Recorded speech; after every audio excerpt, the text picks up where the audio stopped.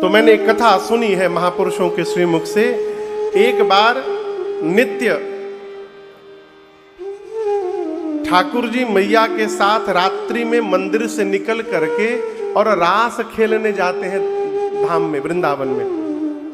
तो एक रात्रि ठाकुर जी मां के साथ जैसे निकले मंदिर से, मंदिर के बाहर सूरदास जी थे और उन्होंने मां के श्री चरण को पकड़ लिया। अब मां बार बार कहती है, बाबा पांव छोड़िए, पांव छोड़िए। सूरदास जी बोले, कैसे तो पकड़ में आया है और आप कहती है छोड़ दो।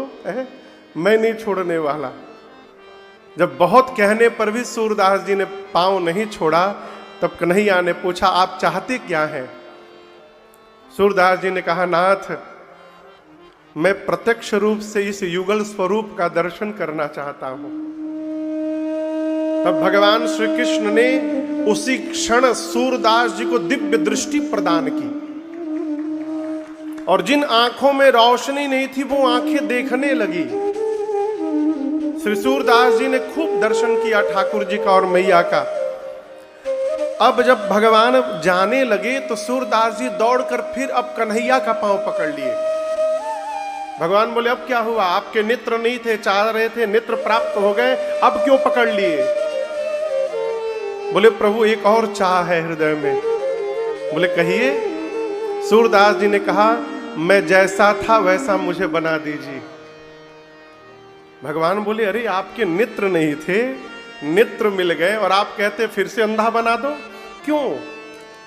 सूरदास जी बोले, प्रभु आपको देखने के बाद अब जगत में कुछ देखने की चाह नहीं रह गई प्रभु, इसलिए मुझे फिर पहले जैसा बना दीजिए। जगत के रंग मैं क्या देखूं,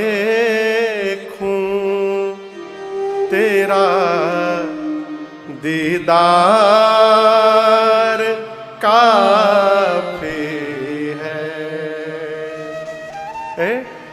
जो लक्ष्मण जी राम जी के साथ रह रहे हैं, बारे हिते निज हितपति जानी, लक्ष्मण राम चरण रति मानी। बचपन से लक्ष्मण भैया राम जी को अपना स्वामी मानते हैं। भगवान को देखने के बाद जगत को देखने की चाह रह गई लक्ष्मण जी के मन में। ये कैसे जन्म लिया? इसके अनेक कारण है, परंतु मैं अपनी बुद्धि से आपको दो कारण बता रहा हूं, मुझे जो भाव समझ में आता है। पहला कारण तो ये है कि लक्ष्मण जी अयोध्या से आए हैं। अयोध्या वो भूमि है जहां भगवान ने जन्म अवतार लिया है। लक्ष्मण जी अयोध्या का दर्शन कर चुके हैं। अब लक्ष्मण जी उस भूमि का दर्शन करना चाहते हैं जहां पर भगवान की भक्ति ने अवतार लिया है, इसलिए मिथिला दर्शन करने का भाव जगा। दूसरा कारण आपको पता है द्विवेदी जी, राम जी जब वन में चलते थे तो सबसे आगे कौन चलता था? राम जी, सीता जी, लक्ष्मण जी में सबसे आगे आगे कौन चलता था?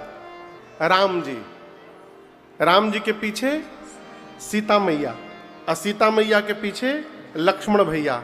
गोस्वामी जी कहते हैं, उभय बीच, उभय मने दो के बीच में, उभय बीच सिय सोहई कैसे, ब्रह्म जीव बिच माया जैसे। ऐसा लग रहा है कि मानिए ब्रह्म और जीव के बीच में माया चल रही हो। यहां पर लक्ष्मण जी को जीव कहा गया और संत महापुरुष लक्ष्मण जी को जीवाचार्य कहते हैं। लक्ष्मण जी हम जीवों के आचार्य हैं। और आचार्य का धर्म क्या है? आचार्य का कर्तव्य क्या है? हमारे महाराज श्री कहते, भैया महाराज श्री कहते, बाबू हम आत्मा है और भगवान परमात्मा है। इस आत्मा और परमात्मा का मिलन तब तक नहीं होगा जब तक इन दोनों के बीच में कोई महात्मा नहीं आएगा। वही महात्मा आचार्य है। आचार्य का कर्तव्य है कि आत्म तत्व को परमात्म तत्व से संबंध स्थापित करा के अब बीच में से अपने को निकाल के ले जाए। आप दर्शन करिए। मैं आपसे प्रश्न पूछ रहा हूं, आप करोड़ों की व्यवस्था कर दीजिए बिटिया की शादी में, महंगा डेकोरेशन करा दीजिए, खूब महंगा खाना रखिए, सब कुछ रखिए, लाइट साउंड म्यूजिक सब रखिए। एक पंडित जी महाराज यदि नहीं रहेंगे ना तो विवाह नहीं होने वाला है भैया। अब मजे की बात दर्शन करिए, वो पंडित जी महाराज ना लड़के को जानते हैं ना लड़की को जानते हैं, दोनों में से किसी को नहीं जानते, परंतु दोनों के जीवन में केवल एक रात्रि के लिए आते हैं और दोनों को दो से एक बना करके और फिर दोनों के जीवन से हमेशा के लिए दूर चले जाते हैं। यही आचार्य का कर्तव्य है। आत्मा परमात्मा के बीच में आवे, भगवान से जीव का संबंध बनवावे और अपने को दूर लेके चला जाए। सरकार गलत कहूं तो क्षमा करिएगा, यदि शिष्य गुरु में फंसा रहेगा तो भगवान तक कैसे पहुंचेगा। कोई यदि मेरे पास आ रहा है तो मेरा धर्म है उसको भगवान से जोड़ना, न कि अपनी में से जोड़ लेना कि तो हमारे पूजा करो खाली, भगवान को छोड़ो। हमारे एक लोग हैं, मैं आपको बताऊं, छत्तीसगढ़ के, बोले महाराज मेरे पांव में दर्द था, तो किसी ने कहा कि मेरे गुरुजी से दीक्षा ले लो तुम्हारा दर्द समाप्त हो जाएगा। तो वो चले गए हरियाणा, मैं नाम नहीं लूंगा गुरुजी का, अभी गुरुजी भजन कर रहे हैं वो। तो गए दीक्षा लेने के लिए, तो सैकड़ों लोग बैठे थे दीक्षा के लिए। हमने पूछा दीक्षा लिए? बोले महाराज मैं बीच में से भाग आया। बोले क्यों? तो वहां का नियम था कि गुरुजी पहले दूध से नहाएंगे और जो दूध से नहाएंगे उसी दूध से खीर बनेगा, और जब आप खीर खाइएगा तो आपके भीतर पवित्रता आएगी और तब गुरुजी दीक्षा देंगे। जब हम ये सुने और गुरुजी को देखा दूध से नहाते तो मैं भाग लिया बीच में से। बोला हमको नहीं गोड़ ठीक करवाना है। अब महाराज 100 रुपया का दवाई खाया, गोड़ का दर्द गायब हो गया हमारा। ये कर्तव्य नहीं है। मैं क्यों सुना रहा हूं आपको? लक्ष्मण जी आचार्य हैं, राम जी जैसे मिथिला पहुंचे हैं, श्री जनक जी महाराज का भाव राम जी को देख करके परिवर्तित हो गया। जो जनक जी महाराज आकार को मिथ्या मानते थे, जो निराकार भगवान की उपासना में रहते थे, वो जनक जी मेरे सरकार के आकार में फंस गए। राम जी के स्वरूप में जनक जी महाराज फंस गए हो, और ये बात पूरी मिथिला में फैल गई। क्या? दो ऐसे सुंदर बालक आए हैं जिनको देख करके जनक जी की मति हेरा गई। मिथिलावासी सोचने लगे क्या हमारे भाग्य में उनका दर्शन लिखा है? वीवीआईपी लोग हैं, किसी विशेष कमरे में होंगे, वहीं से निकल के चले जाएंगे वापस, हम लोग उनका दर्शन नहीं कर सकते।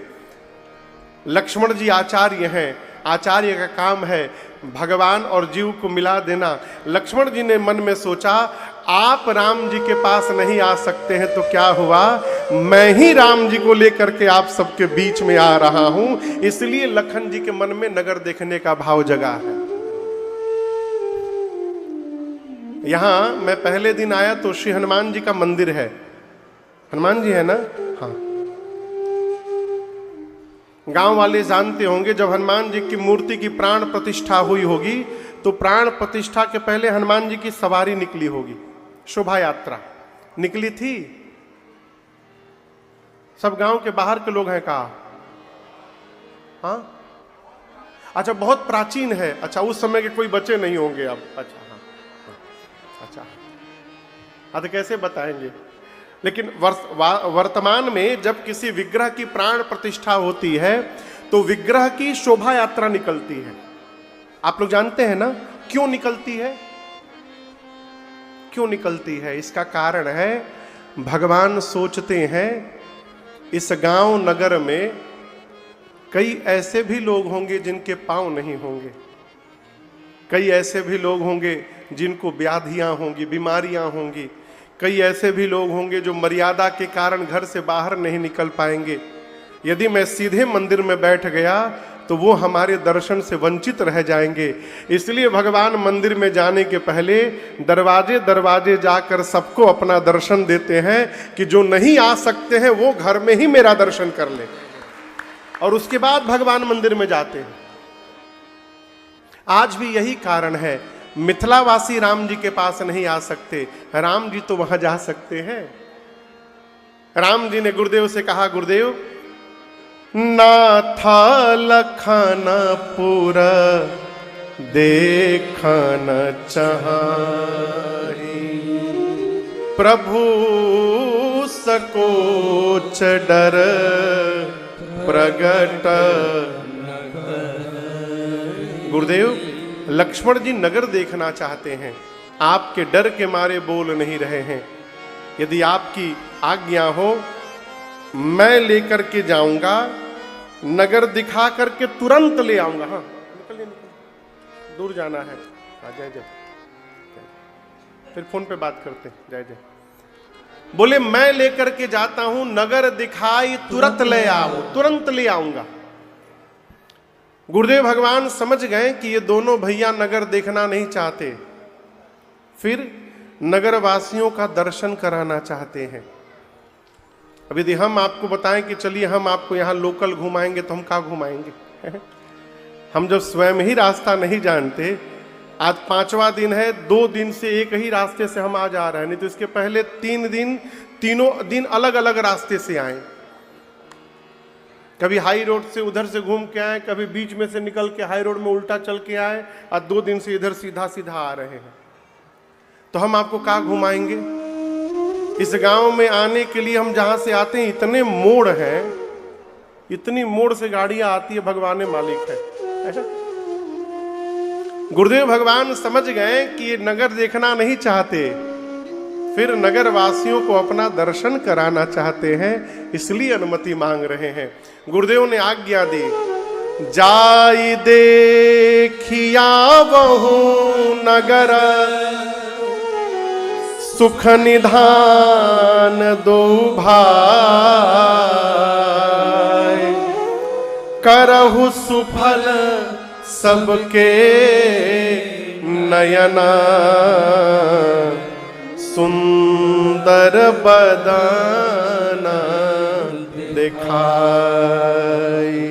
गुरुदेव ने आज्ञा दी और जैसे राम लक्ष्मण जी प्रणाम करके मिथिला की गलियों में चले, पूरी मिथिला में सूचना फैल गई। क्या?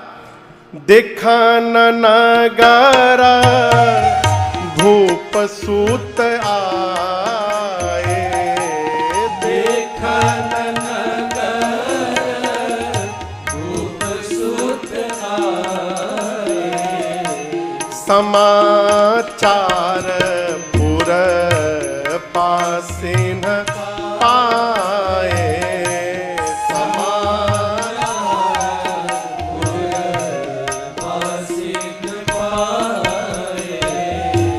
धाए धामा काम सब त्यागे, धाए धाम काम सब त्यागे। कैसे?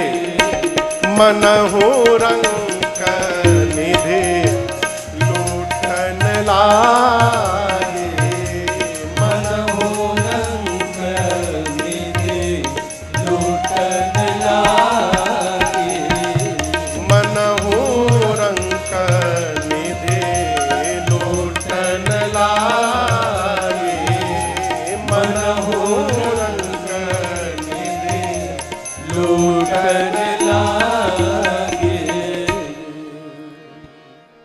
बाबा कहते हैं कि मिथिला वासियों को सूचना मिला कि दोनों भाई नगर में घूम रहे हैं। लोग क्या किए? धाए। क्या किए? धाए मतलब? धाए मतलब कैसे दौड़े? गोस्वामी जी भी लिख सकते थे दौड़े, लेकिन गोस्वामी जी क्या लिखे? धाए। धाए मतलब इस प्रकार से दौड़ना कि अपने ही शरीर की सुधि ना रहे कि हम कैसे दौड़ रहे हैं, किससे लड़ रहे हैं, किससे भिड़ रहे हैं। कहें तो पागलों की भांति दौड़ने के स्वरूप का नाम है धाए। लोग धाए। कैसे धाए? धाए धामा काम सब त्यागे।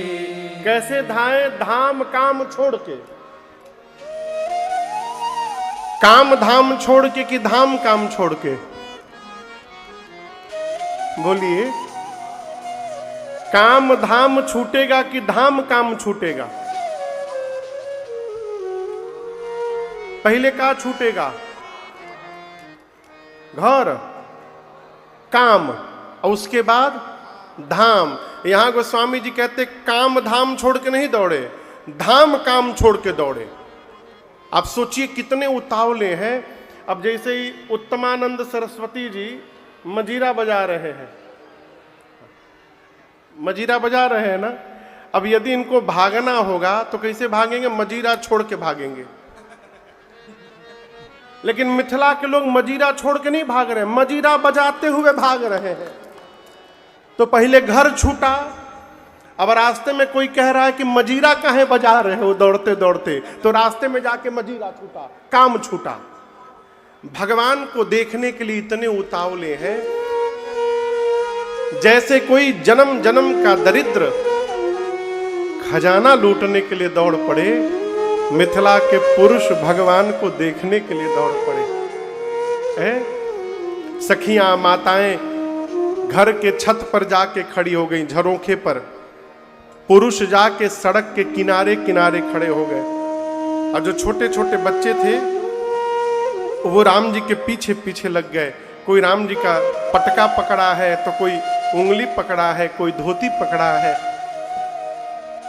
सखियां ऊपर से देख रही हैं, कितने सुंदर हैं ये। एक सखी ने कहा कि बिल्कुल ब्रह्मा जी जैसे लग रहे हैं। एक सखी ने कहा नहीं नहीं, ब्रह्मा जी नहीं हो सकते, ब्रह्मा जी के तो 4 मुख होते हैं, इनके एक ही मुख है, ये ब्रह्मा जी नहीं है। तो एक सखी ने कहा विष्णु भगवान? बोली नहीं नहीं, उनके तो 4 हाथ हैं, इनके तो 2 ही हाथ हैं, विष्णु भगवान भी नहीं। एक सखी ने कहा कि शंकर भगवान कैसे रहेंगे? एक सखी बोली और कोई नहीं मिला, शंकर भगवान बिकट बेश मुख पंच पुरारी, विकराल वेश बना के घूमते रहते हैं। अरे ये तो इतने सुंदर है कि इनके एक एक अंग पर करोड़ों करोड़ों कामदेव को न्यौछावर किया जाए तो कम पड़ेगा, जितने सुंदर दिख रहे हैं। उस झरोखे पर मेरी सीता जी की 8 सखियां हैं। कितनी? 8 सखी। पहली सखी बोली,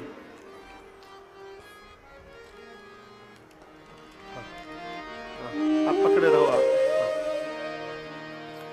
पहली सखी बोली ये कितने सुंदर हैं, ऐसा कौन होगा जो इस रूप को देखकर मोहित न हो जाएगा। दूसरी सखी बोली चुप रहो, मैं इनके बारे में सब पता लगा ली हूं। क्या? ये जो आगे आगे सांवले वाले हैं इनका नाम है राम, पीछे पीछे गोरे वाले हैं इनका नाम है लक्ष्मण। ये दोनों अयोध्या वाले महाराज के कुमार हैं, यज्ञ रक्षा करने के लिए अयोध्या से निकले थे। राम जी ने राक्षसों का अंत किया है, यहाँ धनुष यज्ञ देखने आए हैं, और राम जी ने मार्ग में अहिल्या जी का उद्धार भी कर दिया है। पूरी सूचना, फुल इंफॉर्मेशन। आप 2 पुरुष को एक गाड़ी में बैठा के यहां से दिल्ली तक भेज दीजिए, कोई बात नहीं करेगा, कोई बात नहीं करेगा। और 2 माता जी लोगों को एक गाड़ी में बैठा के यहां से मेन रोड पर केवल भेज दीजिए। मेन रोड पर इतनी देर में ही पूरा आदान प्रदान हो जाएगा। घर में कितने बच्चे हैं, कौन क्या करता है, कौन बहुत तेज है, कौन शांत है, पूरी चर्चा। दूसरी सखी ने पूरा इंफॉर्मेशन दिया। तीसरी सखी कहती है मैं एक बात बोलूं, ये गोरा वाला तो नहीं, लेकिन जो सांवले वाले हैं ना, जोग जान की यह बर आहाई, ये जो सांवले वाले दिखाई दे रहे हैं ना, ये सीता के लिए एकदम उचित दूल्हा दिखाई पड़ रहे हैं। मेरा मन कहता है यदि जनक जी इनको पहचान लेंगे तो प्रण का त्याग करके और बरबस विवाह करा देंगे। कितनी नंबर की सखी बोली? तीसरी। अब चौथी बोली चुप रहो, जनक जी ने इनको पहचाना भी है, जाना भी है, लेकिन उसके बाद भी अपने प्रण का त्याग नहीं किए। पांचवी सखी बोली, मुझे जहां तक पता है कि ब्रह्मा जी सबको उचित फल देते हैं, और यदि बात सत्य है तो मैं कहती हूं ये सांवला ही सीता का पति बनेगा, इसमें कोई संशय नहीं है। ये सत्य समझिए इस बात को। इतना सुनते, जैसे आप लोग ताली बजाए ना, इतना सुनते छठवीं सखी नाचने लगी। सखियां पूछी, तुम क्यों नाच रही हो?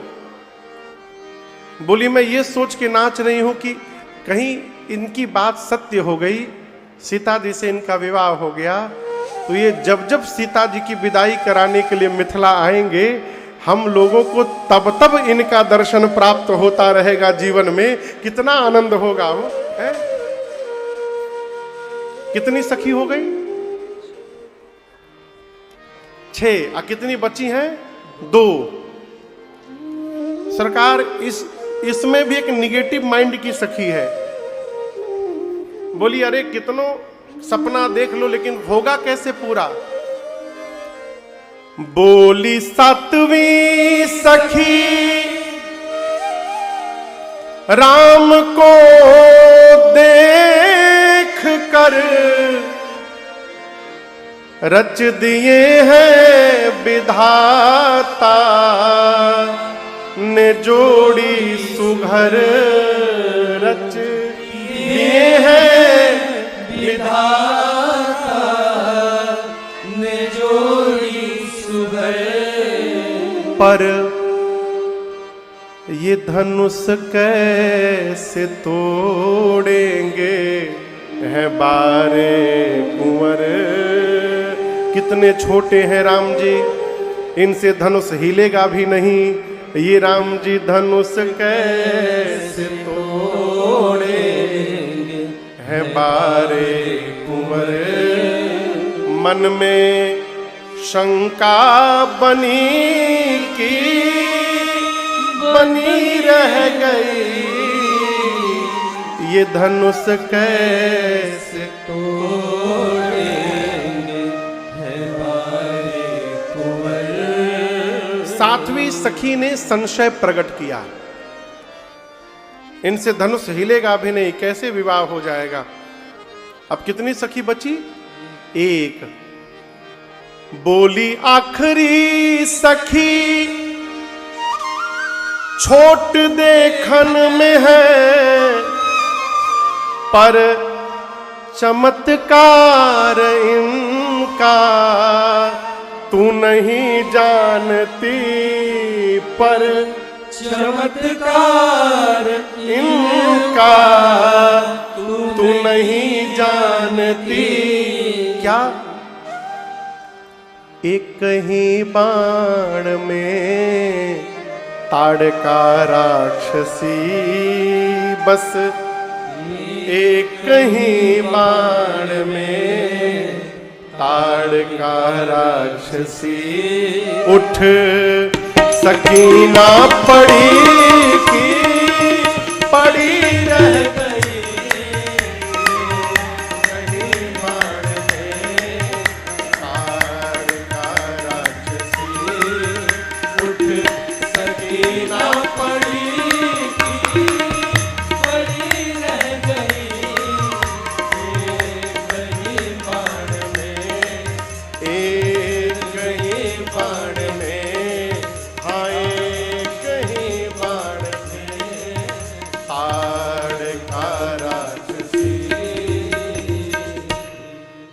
कहती है जिसके एक बाण में ताड़का समाप्त हो गई, जिसने सुबाहु को समाप्त कर दिया, जिनके चरण के रज से अहिल्या जी का उद्धार हो गया, वो राम जी क्या धनुष को तोड़े बिना रहेंगे?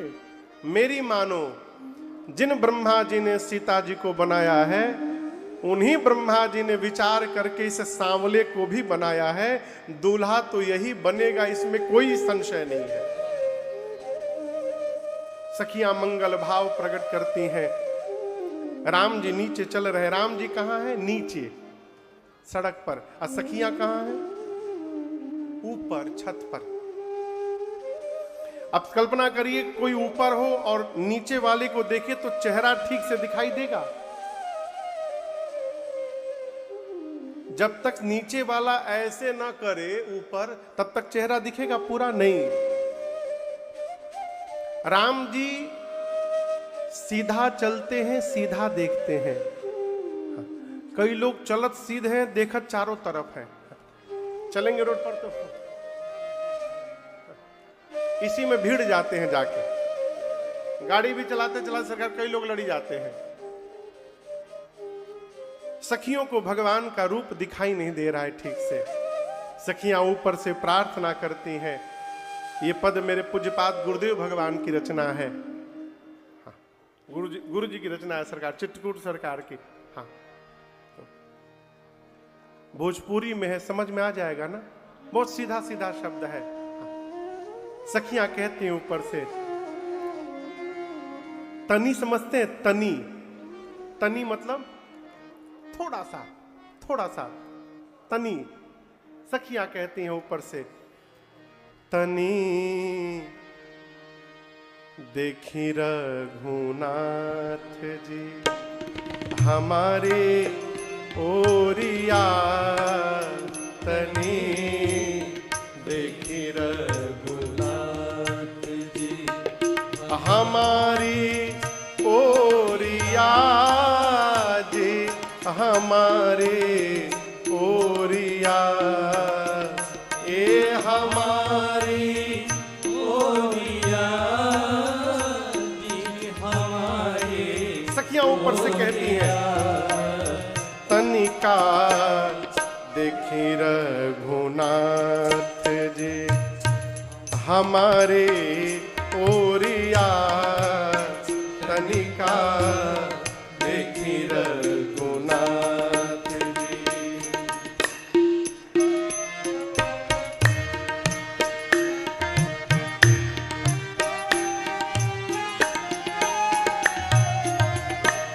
सुंदर श्यामल गौर मनोहर,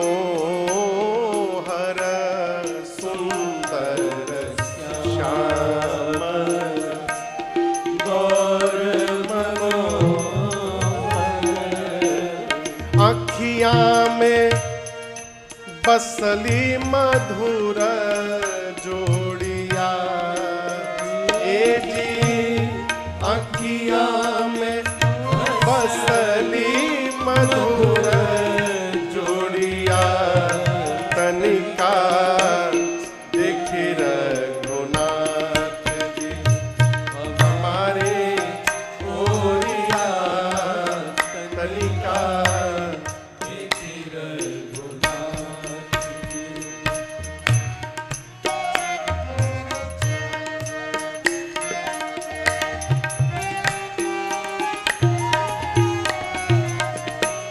मिथिला में आई के तू जादू चलैला,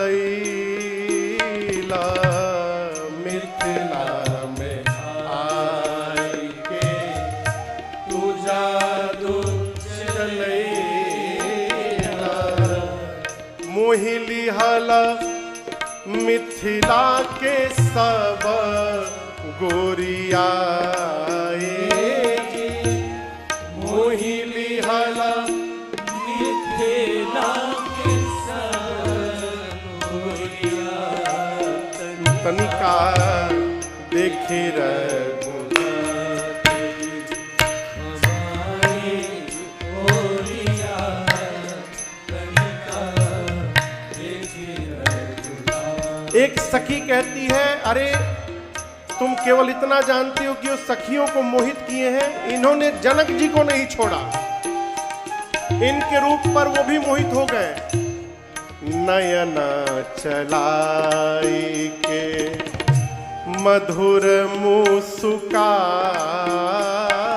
के, नयना चलाई मधुर मुस्काई के, कैला जनक जी के चित्त चोरिया, कैला जनक जी के चित्त चोरिया, तनिका देखी रघुनाथ जी हमारे ओरिया तनिका देखी रघुनाथ जी। सखियां नाना प्रकार से कहती है राम जी देख लीजिए, भगवान नहीं देखे, तनिको नहीं देखे।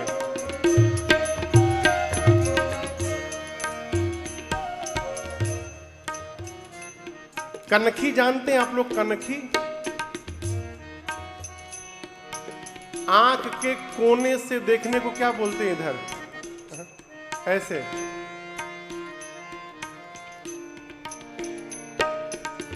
हमारे यहां कहते हैं कनखी मारना।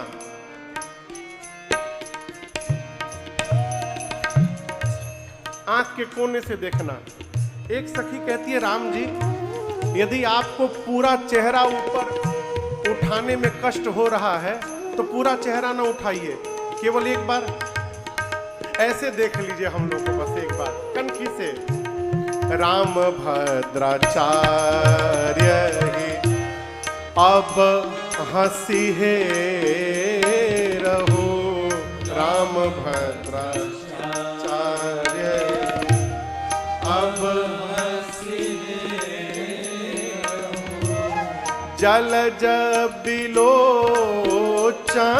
की कोरिया ए जी, जलज बिलोचन की कोरिया तनिका देखी रघुनाथ जी हमारे ओरिया तनिका देखी रघुनाथ ए हमारी ओरिया जी हमारी ओरिया ए हमारी ओरिया जी हमारी ओरिया तनिका देखी रघुनाथ जी हमारी ओरिया तनिका देखी रघुनाथ जी हमारी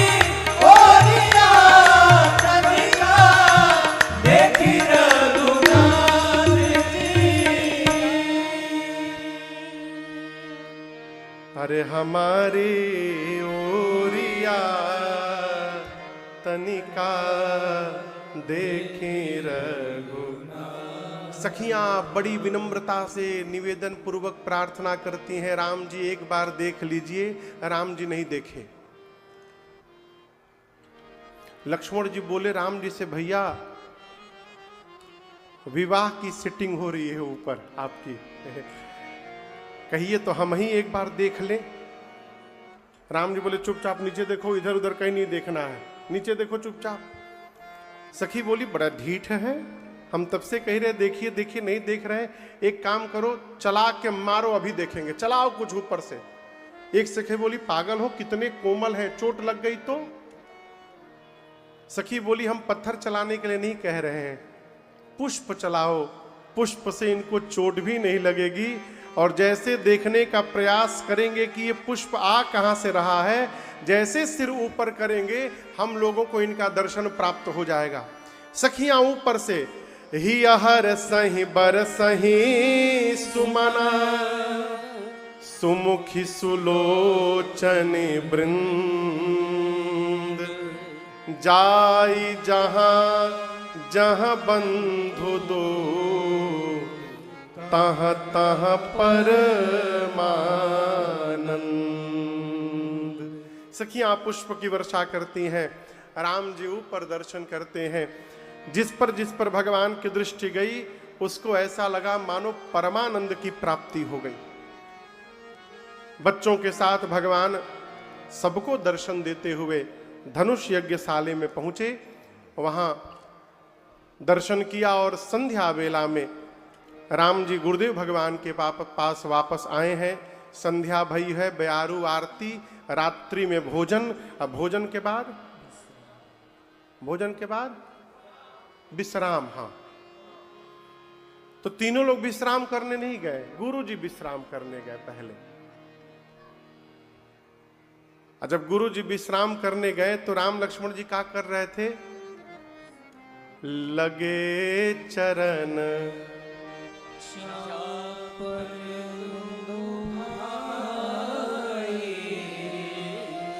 लगे जैसे गुरुदेव भगवान शयन करने गए, मुनिवर शयन किए तब जाई, लगे चरण चापन दो भाई। राम लक्ष्मण जी क्या करने लगे? पांव दबाने लगे। किसका पांव दबाने लगे? गुरु जी का। कितनी देर दबाए? 5 मिनट, 10 मिनट। यहां दर्शन करिए, गोस्वामी जी कहते हैं बार बार मुनि आज्ञा दीन ही। गुरु जी राम जी से बोले, राम जी हो गया, आप जाइए सोइए। राम जी, जी गुरु जी। फिर 5 मिनट बाद गुरु जी कहते हैं, राम जी हो गया, जाइए सोइए। जी गुरु जी। राम जी जा नहीं रहे हैं, इसलिए गुरु जी बार बार बोल रहे हैं। आज का चेला रहता, गुरु जी यदि ये बोलना चाहते कि वाह बेटा बहुत सुंदर दबाए, और दबाओ और दबाओ, के पहले ही चेला प्रणाम कर, जी गुरु जी हो गया, प्रणाम, छोड़ के चला जाएगा। लेकिन यहां दर्शन करिए, बार बार गुरुदेव भगवान कहते हैं। तब राम जी सेवा प्रणाम करके और सोने गए। अब राम जी सोने गए तो लक्ष्मण जी राम जी की सेवा करने लगे। थोड़ी देर बाद जब बार बार रघुनाथ जी ने कहा तो लक्ष्मण जी वहीं भगवान के पांव के पास सो गए। संजीव भैया, सबसे पहले कौन सोया? विनोद जी, आवाज गूंज रही है पूरी। सबसे पहले कौन सोया? जोर से बोलिए आप लोग भी। गुरु जी के बाद, राम जी के बाद लक्ष्मण जी। सबसे पहले सोए गुरु जी और सबसे बाद में सोए लक्ष्मण जी। तो सवेरे सबसे पहले किसको जगना चाहिए?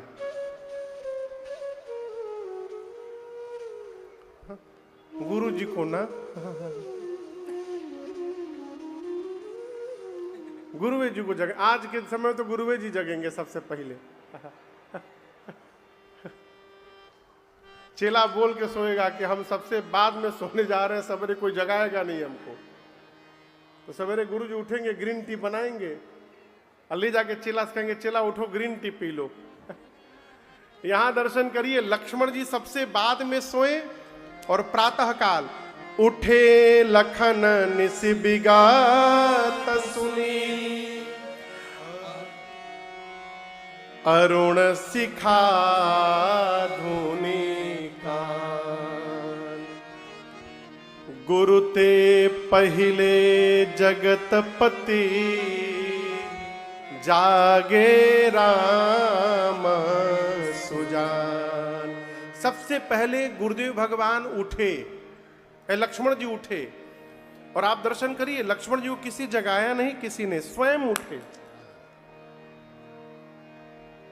स्वयं उठे।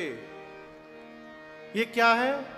जिस मनुष्य को अपने जीवन में अपने कर्तव्य का बोध रहता है, उसको जगाना नहीं पड़ता है, वो स्वयं जगता है।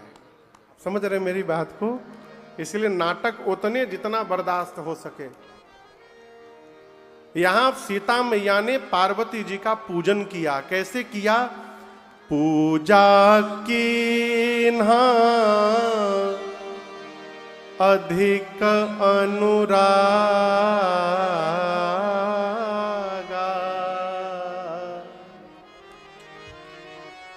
निज अनुरूप एक सुभग बर मांगा, निज अनुरूप।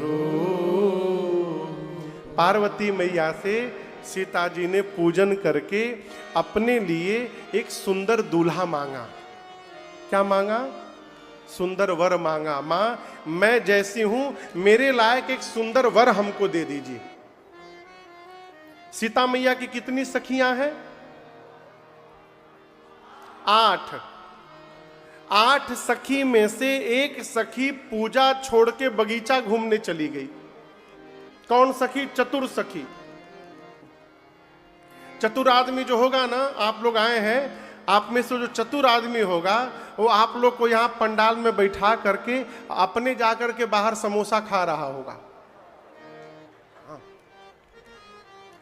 आई पूजा करने सरकार, पूजा छोड़ के चली गई बगीचा घूमने। अब बगीचा घूमते घूमते उस सखी ने राम लक्ष्मण जी को पुष्पदल लेते देख लिया। जैसे भगवान दिखाई पड़े बावली हो गई, दौड़ कर आई मंदिर में। सखियां पूछी, अरे क्या हो गया तुमको? बोली, कल जो नगर में आए थे वही दोनों बगीचा में आ गए हैं आज।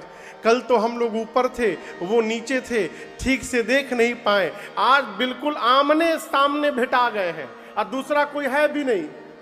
एक सखी पूछी, क्या करने आए हैं यहाँ पर? अच्छा आप बताइए, राम जी क्या करने गए थे? पुष्प लेने। उस सखी ने पुष्प उतारते देखा भी था, लेकिन कितनी चतुर है, सोचती है यदि मैं सही बता दूं कि पुष्प लेने आए हैं तो इससे राम जी की महिमा उतर जाएगी, गिर जाएगी। क्यों गिर जाएगी? चक्रवर्ती सम्राट के बेटे होकर के सेवक का काम कर रहे हैं। द्विवेदी जी आप बताइए, राम जी की महिमा गिरानी है कि बढ़ानी है? तो सही बोलने पर तो गिर जाएगी, तो झूठ बोलो। वो सखी झूठ बोल दी। पूछा गया, पुष्प लेने आए हैं क्या? बोली, नहीं, देखन बाग कुंवर दो आए। दोनों बच्चे भाई क्या करने आए हैं? बगीचा देखने के लिए आए हैं। एक सखी ने पूछा, कैसे दिखाई दे रहे हैं? बोली, बय किशोर सब भांति सुहाए। बहुत कम उम्र है अभी। सखियां बोली, बहुत सुंदर। और बताओ? बोली, बहुत सुंदर है। क्या बात? और बताओ? एक सांवले हैं, एक गोरे हैं। अरे क्या बात है, और बताओ? बोली, इसके आगे नहीं बताऊंगी। सखियां बोली, क्यों नहीं बताओगी? तुम झूठ बोल रही हो, तुम देखी नहीं हो। तुम जितना बता रही हो कि कम उम्र है, बड़े सुंदर हैं, सांवले गोरे हैं, इतना हम लोगों ने कल ही देख लिया था नगर भ्रमण में। तुम देखी होती तो बताती किस रंग का टोपी लगाए हैं, कैसा पटका लगाए हैं, कैसी धोती पहने हैं। तुम देखी नहीं हो। वो सखी बोली, मैं देखी हूं, बता क्यों नहीं रही हो? बोली, नहीं बता पाऊंगी। क्यों नहीं बता पाओगी? कहती है, देखा किसने है? आंख ने। कौन देखता है शरीर में? आंख। देखा है आंख ने। जिस आंख ने देखा है उस आंख के पास जिह्वा नहीं है कि वो बोल सके।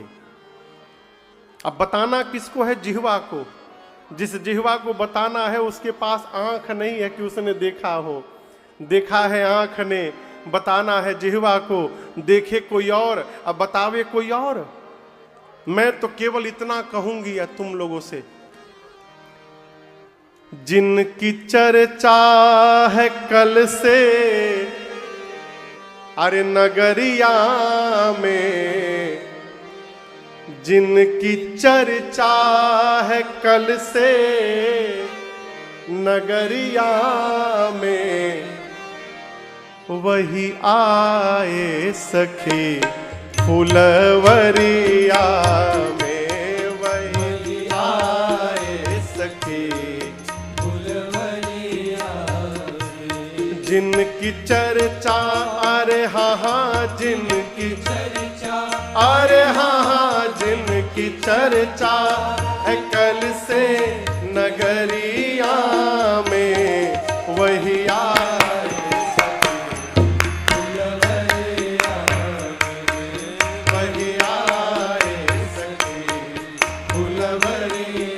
बोली। सांवला एक है, एक गोरा बदन। सांवला एक है, एक गोरा बदन। देख कर भी न भरता किसी का भी मन। देख कर भी न भरता किसी का भी मन। सांवला बस गया, सांवला बस अरे हाँ हाँ सांवला बस गया है नजरिया में।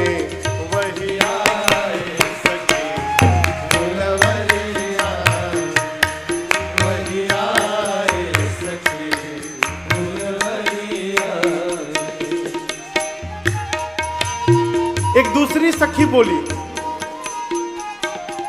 कोई कहता है दशरथ दुलारे हैं वो, कोई कहता है दशरथ दुलारे हैं वो, यज्ञ रक्षा में असुरों को मारे हैं वो, यज्ञ रक्षा में असुरों को मारे हैं वो। तब तक जो देख करके आई है वो बोली, हाँ मैंने भी देखा है। क्या देखा है? आज भी मैंने देखा, तीर बांधे हैं, हाँ हाँ तीर बांधे, अरे हाँ हाँ तीर बांधे है कस कर कमरिया में, वही आए सखी फुलवरिया में, वही आए सखी फुलवरिया। एक सखी बोली, मेरे मन में एक भाव आ रहा है, क्या? शादी उनसे ही होती जो हर हाल में, शादी उनसे जो होती जो हर तो क्या हो जाएगा?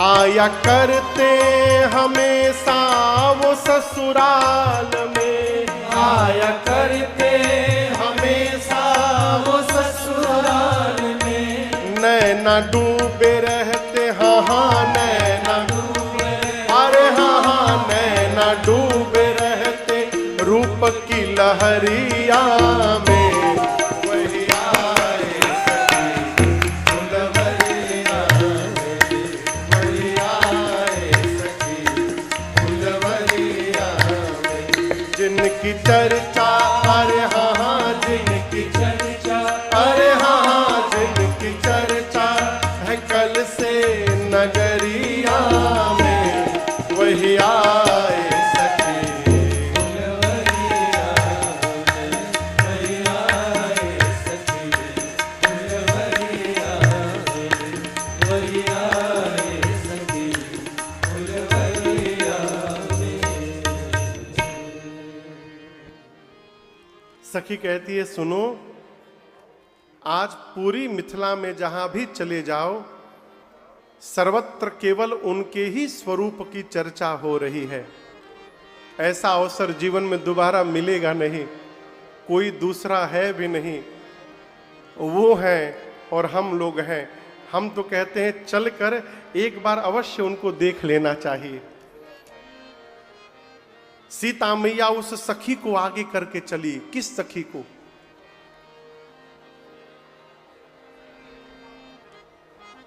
चतुर सखी। लेकिन यहां चतुर नहीं कहा, गोस्वामी जी ने प्रिय सखी कहा। क्या कहा? प्रिय।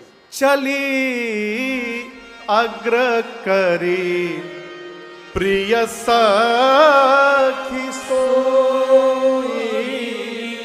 उस प्रिय सखी को आगे करके मां जानकी उसके पीछे पीछे चल पड़ी। किस सखी को आगे करके? प्रिय सखी। कौन सखी? प्रिय सखी। कुल कितनी सखियां हैं? तो क्या बाकी की 7 सखियां प्रिय नहीं है? तो इनको अलग से क्यों प्रिय कहा जा रहा है? मैं आपको उदाहरण दे रहा हूं। 2 आदमी यदि एक साथ खड़ा हो और किसी एक व्यक्ति के लिए कहा जाए कि ये बहुत ईमानदार है, तो इसी में छिपा रहता है कि बगल वाला बेईमान है। उसको अलग से बोलने की आवश्यकता नहीं है। 2 बच्चे यदि घर में हैं और कोई परिचय कराता है, महाराज जी छोटका बहुत तेज है, इसका मतलब बड़का भोंदू है। उसी प्रकार यदि ये सखी प्रिय है तो बाकी की सखियां प्रिय नहीं है क्या? प्रिय हैं, परंतु सीता मैया के लिए आज उतनी प्रिय नहीं है जितनी ये प्रिय है। कारण ये है, मां जानती है कि इस सखी के पीछे पीछे यदि चलूंगी तो आज मुझे भी प्रभु का दर्शन प्राप्त हो जाएगा, इसलिए ये प्रिय सखी है। एक कथा कहती है, जिसके पीछे चलने से हमको भगवत प्राप्ति हो सकती है, हमारे लिए उससे प्रिय जगत में दूसरा कोई नहीं हो सकता है। वो हमारा सबसे प्रिय है। मां उस सखी को आगे करके चली। सखी ने जाकर एक लता की ओट में आकर के और लता को हटाकर सीता मैया को राम जी का दर्शन कराया है। और गोस्वामी जी कहते हैं जैसे मां ने भगवान को देखा,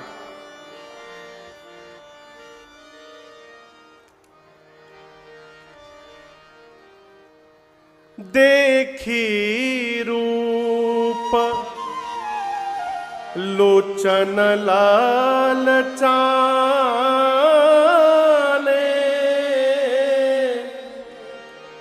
हर से जनु निज निधि पहचाने। भगवान को देख करके मेरी मां के नेत्र ललचाने लगे। क्या करने लगे? बोलिए। ललचाने लगे। ललचाना समझते हैं का? मैं आपको उदाहरण दे रहा हूं। जैसे मान लीजिए किसी को गुलाब जामुन से बड़ा प्रेम हो, गरम गरम गुलाब जामुन आए है, इतना सॉफ्ट गुलाब जामुन कि चम्मच उसके ऊपर रखिए तो चम्मच अपने आप भीतर चला जाए, इतना इतना सॉफ्ट गुलाब जामुन। और जिसको गुलाब जामुन बहुत प्रिय है, वो सवेरे सवेरे शुगर का जांच कराया तो पता चला 400 डायबिटीज है उसको, 400 शुगर हो गया है। सुबह चेक कराया, नहीं बहुत परहेज करना चाहिए, बहुत हो गया है डायबिटीज, लाओ टेबलेट लाओ। दवाई खा के घर से मित्र के घर गया, और जैसे मित्र के घर गया, मित्र कटोरी में 2 पीस बढ़िया बढ़िया गरम गरम गुलाब जामुन ला के रख दिए पानी पीने के लिए। अब जैसे गुलाब जामुन देखेगा उसको 400 डायबिटीज याद आएगा। अरे राम, क्यों नाप लिया मैं सवेरे सवेरे, दोपहर में नापा होता। अब वो सोच रहा है खाऊं कि ना खाऊं, तो उसको देखेगा, ए मन खराब हो रहा है, हटाओ इसको, मुख फेरेगा, फिर सोचेगा खा नहीं पा रहा हूं तो क्या हुआ, देख करके ही आनंद ले लिया जाए, फिर देखेगा। इस प्रकार देखना और आंख चुराना, बार बार होने वाली इस प्रक्रिया को कहते हैं ललचाना। मां ने जैसे राम जी को देखा तो मां के नेत्र ललचाने लगे, अर्थात सीता मैया राम जी को देखती थी, नेत्र झुका लेती थी, फिर देखती थी प्रभु को, नेत्र झुका लेती थी। क्यों? मां सोचती थी यदि टकटकी लगाकर देखूंगी तो ये सखियां क्या सोचेंगी, सीता आज एक पराये पुरुष को टकटकी लगा के देख रही है। मां ने कहा ऐसे काम नहीं बनेगा। सीता मैया ने राम जी के स्वरूप को लिया और आंख के रास्ते से हृदय में प्रवेश कराया और हृदय के सिंहासन पर बिठाया, और फिर पलक रूपी दरवाजे को बंद करके और नेत्र बंद करके मां हृदय में खूब भगवान का दर्शन करने लगी। सखियों को लगा कि सीता जी पार्वती जी का ध्यान कर रही हैं। एक सखी ने कहा सीता जी से कि सीता, पार्वती जी कहीं भाग नहीं रही है, मंदिर में ही रहेंगी, ये दोबारा मिलने वाले नहीं हैं, क्यों नहीं इनको जी भर के देख लेती हो। तब मां ने नेत्र खोल करके भगवान को देखा। थोड़ी देर बाद वही सखी, कौन सखी? चतुर सखी, हाँ प्रिय सखी, चतुर सखी।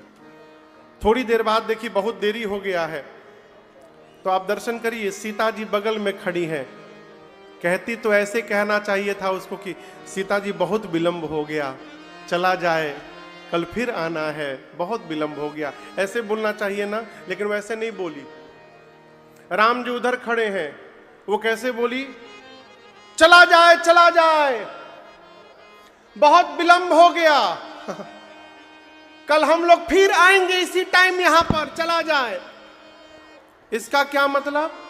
वो बोल रही थी सीता जी को, लेकिन सुना रही थी राम जी को कि कल हम लोग फिर इसी टाइम यहां पर आने वाले हैं, तो आप भी अपना टाइम मैनेजमेंट उसी प्रकार से रखिएगा, आप भी कल आइएगा, फिर से आपका दर्शन प्राप्त होगा हम लोगों को।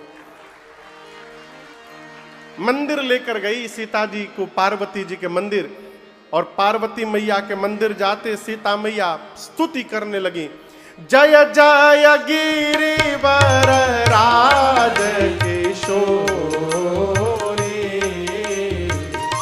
जय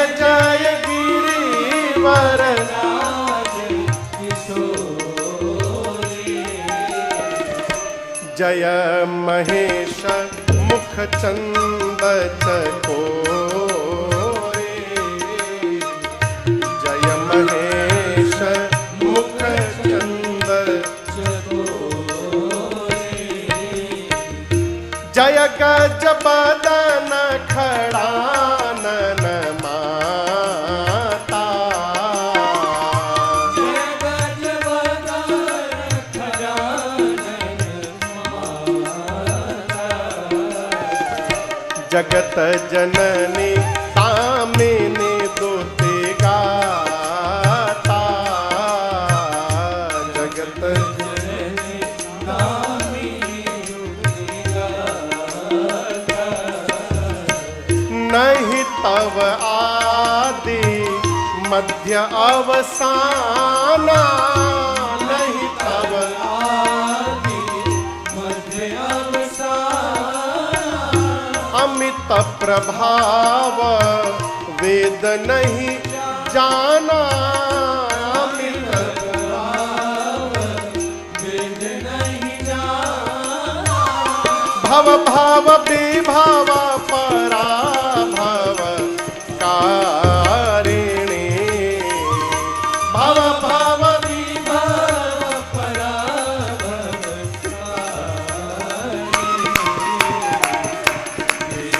विमोहन सर्वस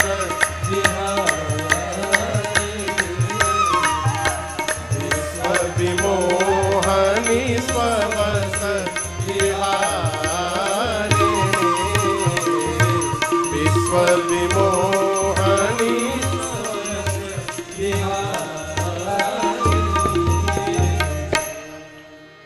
सीता मैया जाकर पार्वती जी से बोली, हे गिरिराज पुत्री आपकी जय जयकार हो, हे शिव जी की प्रिया आपकी जय जयकार हो, हे गणपति जी और कार्तिकेय जी की अम्बा आपकी जय जयकार हो माँ, आप जगदम्बा हैं, आप जगत की माँ हैं, आपके न प्रारंभ का पता है मैया, न मध्य का न अंत का, आपके अमित प्रभाव को सरस्वती शेष भी नहीं जानते माँ।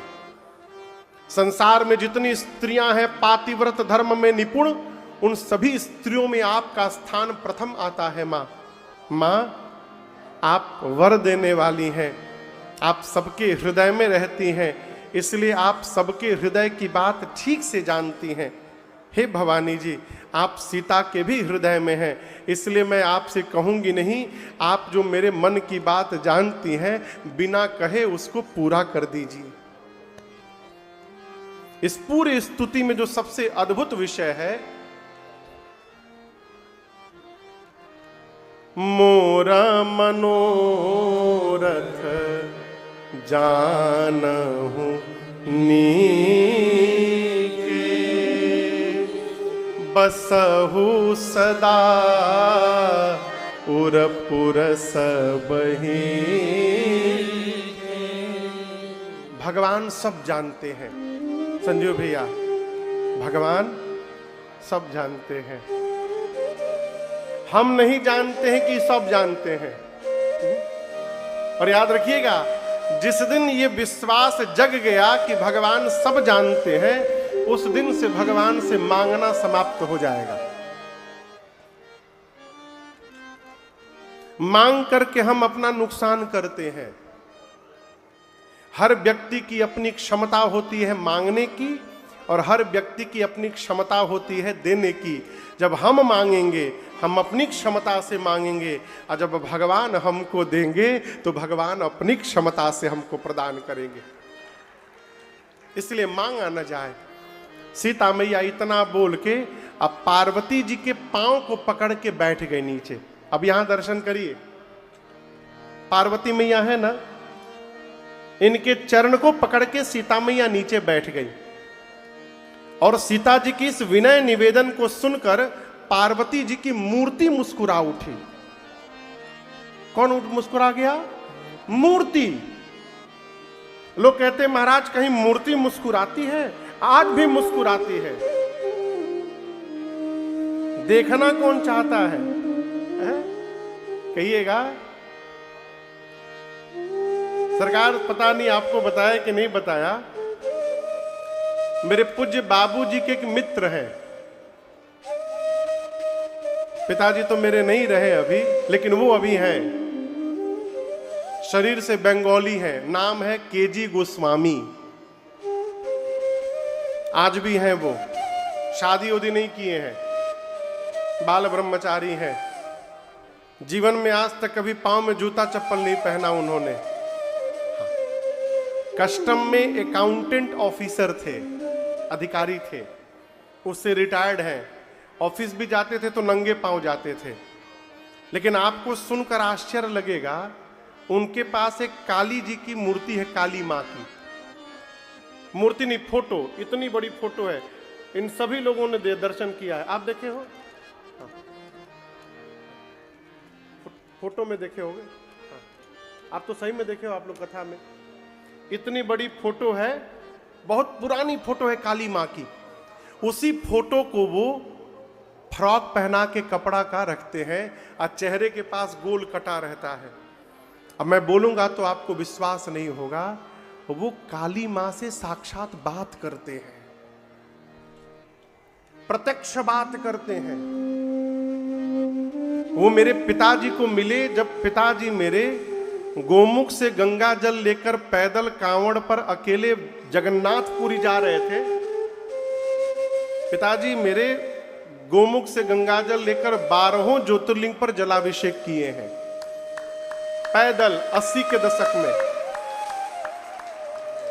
तो जब पिताजी गोमुख से रामेश्वरम जा रहे थे, जगन्नाथपुरी जा रहे थे, उस समय वो गोमुख से रामेश्वरम जा रहे थे। तो रास्ते में एक जगह पिताजी को कांवड़ दिखाई पड़ा वृक्ष के नीचे, और कांवड़ पर बंगाली में लिखा हुआ था। तो पिताजी समझ गए कलकत्ता के हैं। पिताजी बैठ गए। वो जब सो के जगे तो परिचय हुआ। वहां से लोग साथ में चलने लगे। बरेली के आसपास की घटना, यूपी बरेली के आसपास की। तो वो चलते चलते अचानक पिताजी से बोले कि तिवारी, मां बोलचे आमी हॉर्लिक्स खाबो। बंगाली में बोले कि मां बोल रही है हॉर्लिक्स खाना है। हॉर्लिक्स बंगाली में पीना नहीं होता है ना, वहां सब कुछ खाना होता है। चा खाबो, जल खाबो, दूध खाबो। तो वो बोले कि मां बोल रही है हॉर्लिक्स पीना है। अब पिताजी बोले मां बोली है, हमको तो सुनाई नहीं दिया मां बोली है।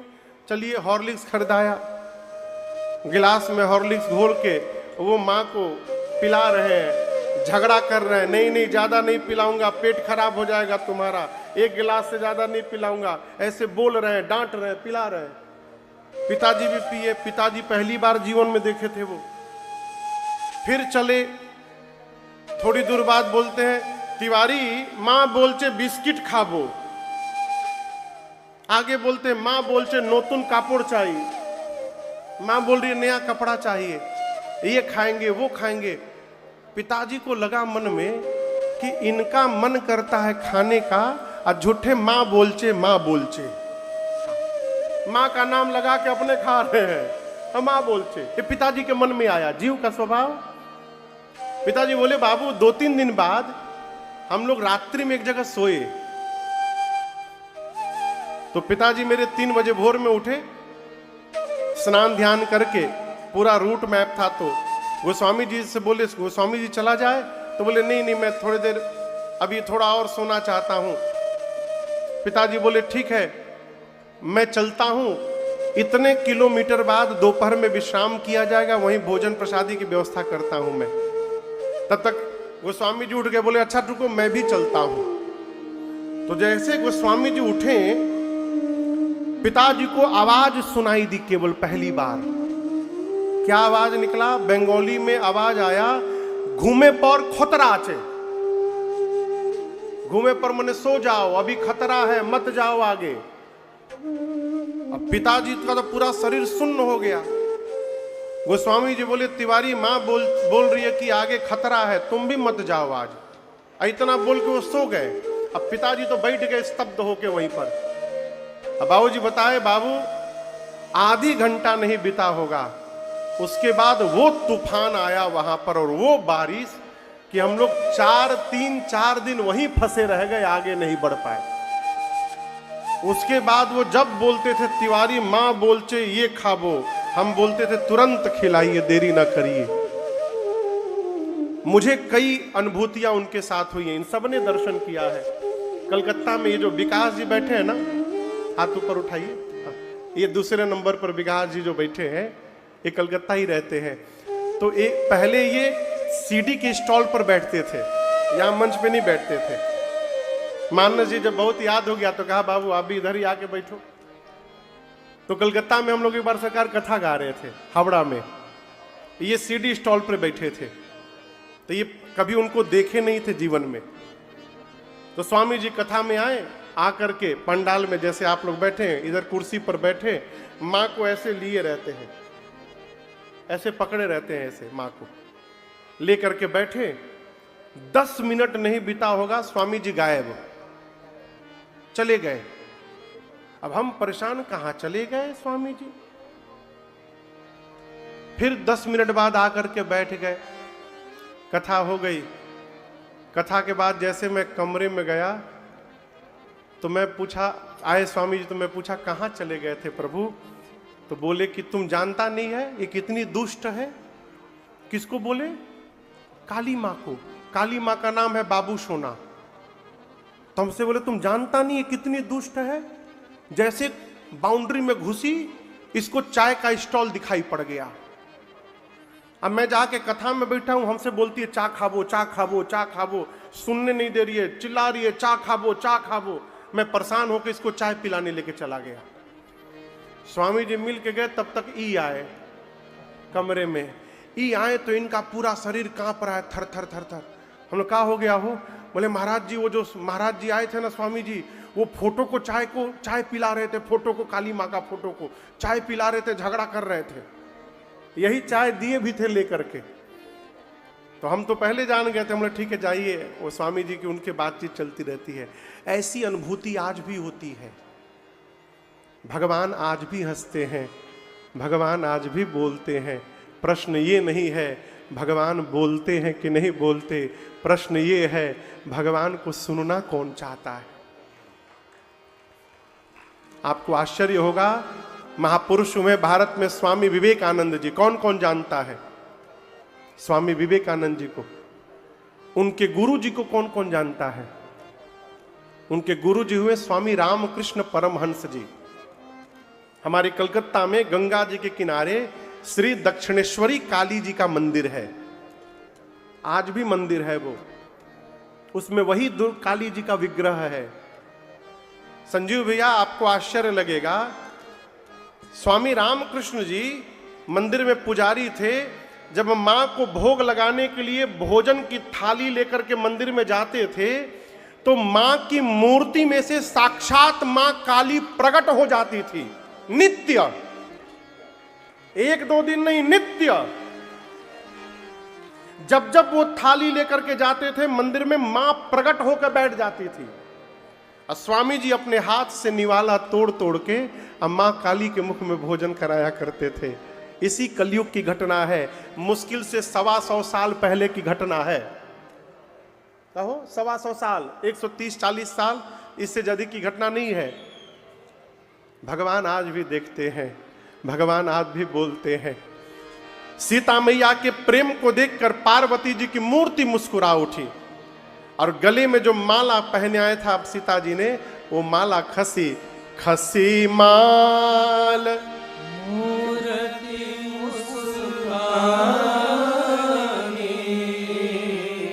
मूर्ति मुस्कुराई। गले की माला सीता जी की आंचल में गिर गई।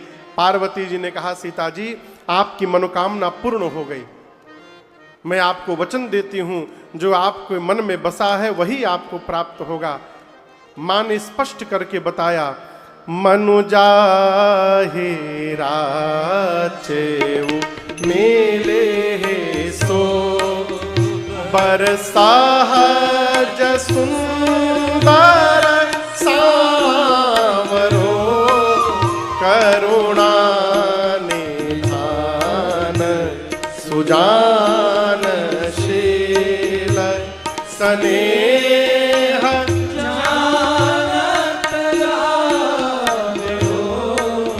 एहि भांति गौरी असीस सुनि सिय सहित हिया तुलसी भवानी पूजे पुनि पुनि मोदित मन मंदिर चले तुलसी तुलसी तुलसी भवानी पूजे पुनि पुनि। आशीर्वाद दिया, हे सीता जी आपके मन में जो रचा बसा है वही वर आपको मिलेगा। कौन? जो सहज सुंदर सांवले हैं वो मिलेंगे, करुणा के भंडार हैं, सज्जन हैं, शीलवान हैं, आपके प्रेम को भली भांति जानते हैं। सीता मैया प्रसन्न हो गई, बारंबार पार्वती जी की पूजा करके वापस माता जी के पास घर गई। इधर राम लक्ष्मण जी पुष्प दल लेकर आए, गुरुदेव भगवान को दिए, पूजन हुआ। और बताऊं, राम जी ने सब बता दिया कि बाग में सीता जी मिली थी, हमको देख रही थी गुरुजी। गुरुदेव ने आंख बंद करके देखा, सीता जी को पार्वती जी ने आशीर्वाद दे दिया। बोले राम, वहां पार्वती जी ने आशीर्वाद दिया है, यहां मैं आपको आशीर्वाद देता हूं। सुफल मनोरथ हो तुम्हारे, राम लखन सुने भय सुखारे। सुफल मनोरथ हो तुम्हारे, राम लखन सुने भय सुखारे। अगला दिन हुआ, आज धनुष यज्ञ का दिन है। श्री राम लक्ष्मण जी को लेकर सतानंद जी धनुष यज्ञशाले में पहुंचे हैं विश्वामित्र आदि मुनियों के साथ। लेकिन आपको बताऊं, एक ही राम जी सबको अलग अलग दिखाई देने लगे। यह संभव है क्या? एक ही व्यक्ति सबको अलग अलग दिखाई दे? संभव है? संभव हुआ। यहां पर कैसे हुआ?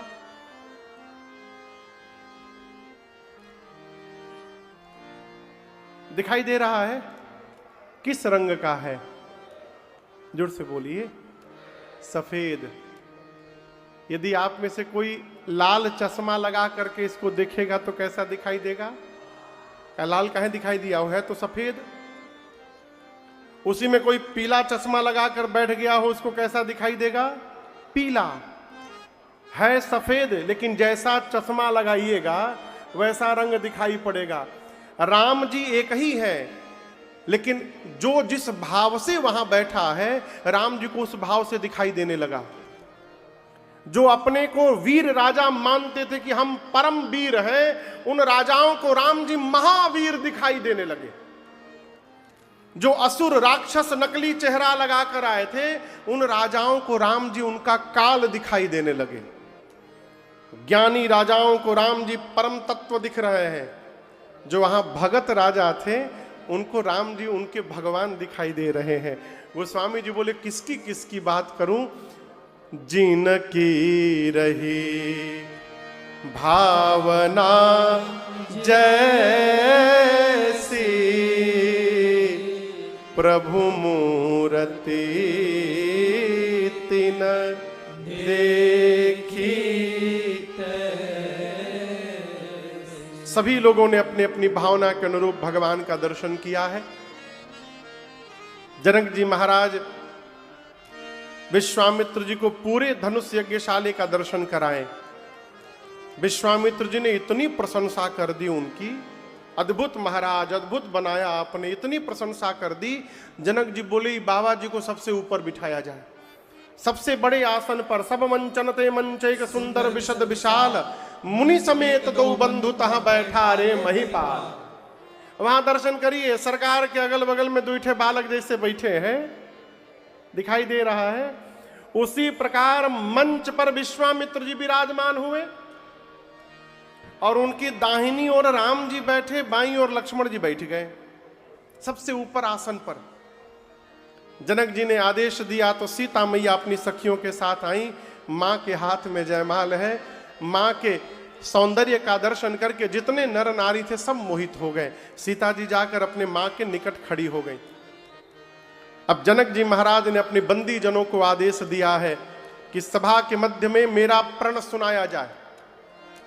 बंदी जन बीच सभा में जाकर खड़े हो गए और दोनों भुजाओं को ऊपर उठाकर बोले, बोले बंदी बचन बर सोना हो सकाला महे पार, प्रण विदेह कर कहाँ ही हम भुजा उठाए विशाल। बंदी जनों ने कहा, सभी राजा ध्यान से सुनिएगा, हम अपने महाराज श्री जनक जी का प्रण सुनाने जा रहे हैं।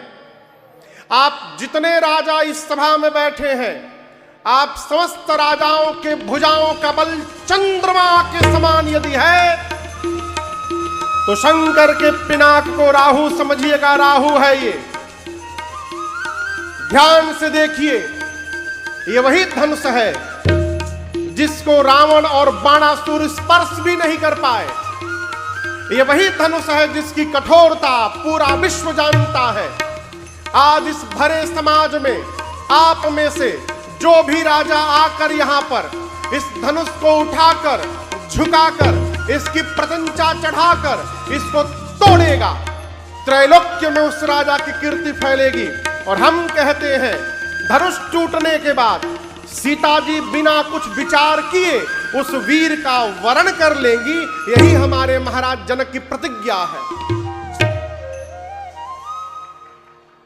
जैसे बंदी जनों ने प्रण सुनाया, एक साथ 1,500-2 हजार राजा खड़े हो गए, हम तोड़ेंगे हम तोड़ेंगे। बंदी जन कर बोले, सब बैठिए बैठिए सब लोग, ये कौन सी बात है। सब खड़े हो गए, बारी बारी आइए, सबको अवसर मिलेगा। एक एक करके सबसे पहले आसन पर जो राजा बैठे थे उनसे कहा गया, चलिए आप तोड़िए। गोस्वामी जी लिखते हैं, जैसे आदेश मिला परिकर बांधी उठे राजा सरकार खड़े भय और सबसे पहले अपन धोती ठीक से टाइट किए। कहीं दम लगेला में धोतिये न खुली जाए। कपड़ा टाइट किए, मुकुट को व्यवस्थित किए, जाने के पहले थोड़ा वार्म अप किए, व्यायाम किए और मन ही मन अपने इष्ट को प्रणाम किए। कहे, प्रभु आई एम गोइंग देयर, प्रभु जा रहा हूं, प्रभु कृपा करिए हमसे ही टूट जाए आज। अब उस सभा में कम से कम 10,000 राजा थे। कितने राजा? 10,000। जब एक राजा अपने भगवान से निवेदन किया, प्रभु हमसे टूट जाए, तो जो 9,999 राजा बैठे थे तुरंत अपने भगवान से बोले, प्रभु बचाइएगा, इससे न टूटने पाए, प्रभु बचाइएगा। अब कहां एक राजा, कहां हजारों राजा। गोस्वामी जी कहते हैं, राजा जब चलते हैं तमकी किसी बधन धराई, करोड़ों प्रकार यत्न करते हैं बैठकर घसीट कर। जब धनुष किसी प्रकार अपने स्थान से नहीं हिला, अंत में राजा धनुष को छोड़कर अपना सिर नीचे झुकाकर वापस जाने लगे। अब दूसरा राजा चला है। वो राजा तो इतना गदगद है कि इनसे नहीं टूटा, अब हम तोड़ देंगे, पूरा व्यायाम करके मैं तोड़ के दिखाऊंगा। तो जो राजा वापस जा रहे थे, वो राजा उस राजा को आते देखे, मैं तोड़ूंगा। वो राजा मन में बोले, हाँ हाँ जा जा जा जा, जाओ जाओ जाओ, उठाओगे तो पता चलेगा, जाओ जाओ। अरे राजा आते गए हो, अपना अपना बल लगाते गए। एक राजा की बारी आई तो राजा खड़े हुए और धनुष को देखे और अपने स्थान से ही धनुष को प्रणाम करके बैठ गए। उनके बाद वाला राजा बोला, किस कायर के बगल में मैं बैठ गया हूं? कायर व्यक्ति है ये। राजा बोला, मैं कायर नहीं, वीर हूं। उसने कहा, काहे के वीर हो, तुम तो तोड़ने भी नहीं गए। राजा ने कहा, देखिए सीता जी का जन्म भूमि से हुआ है, भूमि से। हम भूपति कहलाते हैं, राजा हैं तो इस नाते सीता जी हमारी बेटी हो गई। हम यहाँ बेटी से विवाह करने नहीं आए हैं, हम बिटिया को आशीर्वाद देने आए हैं, इसलिए हम तोड़ने नहीं गए धनुष। जिन जिन राजाओं को धनुष तोड़ना था सब अपना बल लगा लिए। तोड़ना तो दूर की बात, किसी भी राजा से धनुष तिलमात्र धरती से इधर उधर नहीं खिसका। सभी राजा धनुष के हाथों अपनी कीर्ति वीरता गंवाकर अपने आसन पर जाकर सिर नीचे झुका करके बैठ गए। तभी एक राजा ने कहा, एक काम करते मिल के तोड़ दिया जाए। कैसे तोड़ दिया जाए? बोलिए। मिल के। एक ने कहा मिल के तोड़ दिया जाएगा तो विवाह किसके साथ होगा। एक राजा ने कहा पहले समस्या समाप्त होने दिया जाए, उसके बाद टूटने के बाद हम आपस में लड़ लेंगे और जो विजेता होगा विवाह हो जाएगा। राजा बोले स्वीकार है। 10,000 राजा लगे एक साथ। कितने राजा? बाबा कहते हैं ए जी भूप सहसा दस कहे पारा, भूप सहसा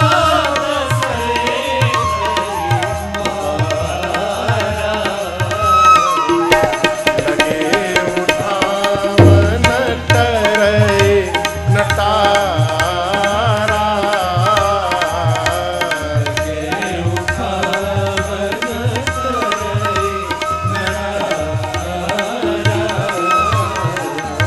लगे उठावन करे।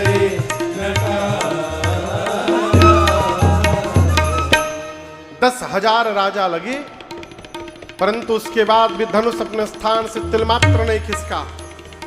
सभी राजा धनुष के हाथों अपनी कीर्ति वीरता गंवा करके और अपने अपने आसन पर जाकर सिर झुका करके बैठ गए। ये दृश्य देखते जनक जी महाराज क्रोध में आ गए। खड़े हो गए जनक जी, राजाओं से बोले, दीप दीप से आए राजा महाराजा। कोई भी राजा ये नहीं बोल सकता है कि उनको मैंने यहां निमंत्रण देकर बुलाया है। आप समस्त राजा मेरा प्रण सुन सुन कर आए हैं और ये ना समझिए मैं किसी को पहचान नहीं रहा हूं। मैं सबको जानता हूं कौन कौन बैठा है यहां पर। इस सभा में देवता वेश बदल करके विद्यमान है, दैत्य बैठे हुए हैं, पाताल के नाग भी रूप बदल करके यहां बैठे हैं, मनुष्य बैठे हुए हैं। क्या बोल रहे थे आप लोग? हम यूं ही तोड़ देंगे, अभी तोड़ देंगे? शर्म करिए शर्म। तोड़ना तो दूर, आप में से किसी भी राजा ने धरती से तिलमात्र धनुष को इधर उधर नहीं खिसकाया है।